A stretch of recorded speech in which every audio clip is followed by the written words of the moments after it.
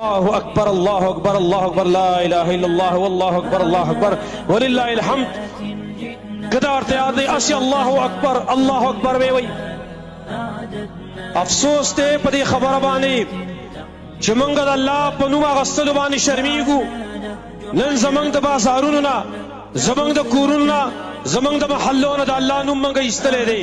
دا یې تذکره پکې موږ نه کوو.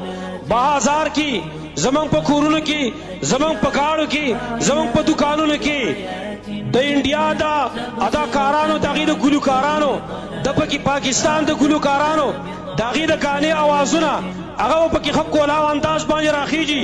څوک شرمېږي نه، چا له حیا نه ورځي، چا کې څه د الله رب العالمین دغه د نوم قدر نشته دی، هېڅوک په دې نه شرمېږي. لیکن که سړی بازار ته ووته الله اکبر یې وی که نه، نو هر سړی ورته ګوري مو شرمېږي. ابو هريره رضی الله عنه، عبدالله ابن عمر رضی الله مبارک راځي صحیح بخاري کې. دی دواړه به په دې 10 ورځو کې، دا 10 ورځې ذوالحجې نه دي، دی دواړه به وتل یخرجان الى السوق فی ایام العشر یکبران ویکبر الناس بتکبیرهما. دی دواړه به وتل په دې 10 ورځو کې بازار ته، او په تیز زبان ویل الله اکبر الله اکبر. خلکو به ټولو د هغې سره تکبیر شروع کو، او بازار کې به د الله اکبر یو ګونج و یو صدا به وه. دا به څومره خوند کوي چې زموږ په بازارونو کې زموږ دکانداران، زموږ د ګاړو والا، زموږ دا ټول خلک دا په یو آواز باندې وایي چې الله اکبر الله اکبر. دا به څومره خوند کوي. لیکن په دې باندې موږ شرمېږو.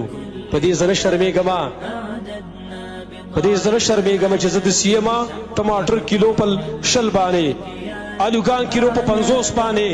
په دې زه نه شرمېږم چې ګاړ والا چغې وایي تی مرګره تی مرګره، مونډا مونډا سمرباغ.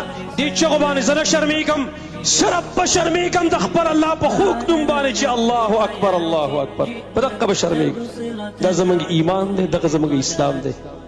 د مارونو دا به کوي انشاءالله، دا عزم به کوو چې هر ځای کې به موږ الله اکبر الله اکبر. دا د نبي نه فاکثروا فیهن من التسبیح والتحمید والتهلیل والتکبیر سبحان الله الحمدلله الله اکبر. دا آواز بلند کوي او دا آوازونه اوچت کوي چې دا ټول خلک یې واوري، او دا ټول خلک زموږ په تکبیر باندې به تکبیر وایي انشاءالله تعالی. الله رب العالمین سوال چې الله رب العالمین له توفیق راکړي چې په دې ورځ کې موږ د الله ښایسته بندګي وکړو، او دا زموږ دپاره د آخرت د نجات ذریعه وګرځېږي. بیا پته نه لګي چې آینده کې موږ ژوندي به وو که مړه به وو. الله دې زموږ دپاره دا سبب د جنت وګرځوي. اقول قولي هذا واستغفر الله لي ولكم.